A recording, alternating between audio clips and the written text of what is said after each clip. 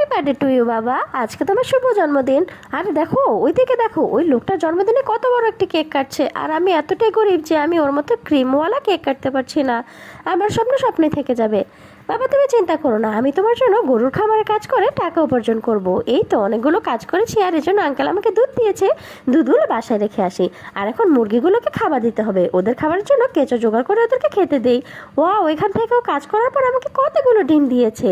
দুধ আর ডিম দিয়ে সুন্দর করে মিক্স করে বাবার জন্য একটি জন্মদিনের কেক বানাবো। ওয়াও, বাবার জন্য কেকটা অনেক সুন্দর করে বানাচ্ছি, আমার যে কী যে ভালো লাগছে।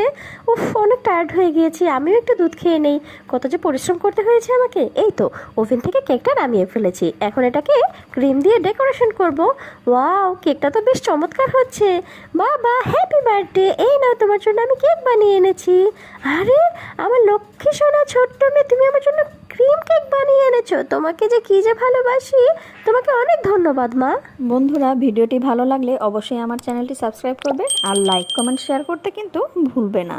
নেক্সট ভিডিও দেখার আমন্ত্রণ রইল।